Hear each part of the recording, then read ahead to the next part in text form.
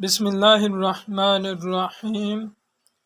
حضرت عائشہ رضی اللہ تعالیٰ عنہ سے روایت ہے، انہوں نے کہا، یا رسول اللہ صلی اللہ علیہ وآلہ وسلم، آپ لوگوں نے تو عمرہ بھی کیا اور میں نے عمرہ نہیں کیا۔ آپ صلی اللہ علیہ وآلہ وسلم نے فرمایا، عبد الرحمن اپنی بہن کو لے کر جاؤ اور تعین سے عمرہ کرا کے لاؤ۔ حضرت عبد الرحمن نے اونٹنی پر ان کو پیچھے بٹھا لیا، انہوں نے اسی طرح عمرہ کیا۔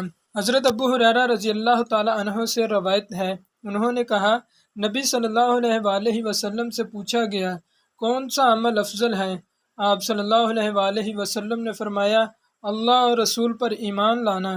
پوچھا پھر کون سا؟ فرمایا، اللہ کی راہ میں جہاد کرنا۔ پوچھا پھر کون سا؟ فرمایا، مبرور مقبول حج۔ حضرت عائشہ ام المومنین رضی اللہ تعالیٰ عنہ سے روایت ہے کہ انہوں نے عرض کیا، یا رسول اللہ صلی اللہ علیہ وآلہ وسلم، ہم جانتے ہیں کہ جہاد سب نیک عملوں سے بڑھ کر ہیں، تو ہم جہاد کریں؟ آپ صلی اللہ تعالیٰ علیہ وآلہ وسلم نے فرمایا، نہیں، عمدہ جہاد حج مبرور ہے۔ حضرت ابو ہریرہ رضی اللہ تعالیٰ عنہ سے روایت ہے کہ میں نے نبی صلی اللہ علیہ وآلہ وسلم سے سنا، آپ صلی اللہ علیہ وآلہ وسلم فرماتے تھے، جو کوئی اللہ کے لیے حج کرے اور اس میں کوئی فحش بات نہیں ہوئی اور نہ کوئی گناہ، تو وہ ایسا پاک ہو کر لوٹے گا جیسے اس دن تھا جس دن اس کو اس کی ماں نے جنا تھا۔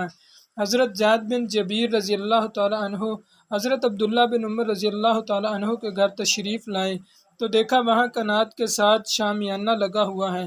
زید بن جبیر نے کہا، میں نے پوچھا کہ عمرے کا احرام کہاں سے باندھنا چاہیے؟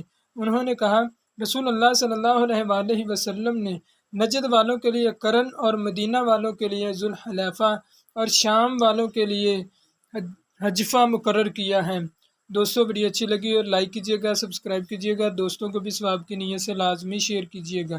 جزاک اللہ خیرن کثیرا۔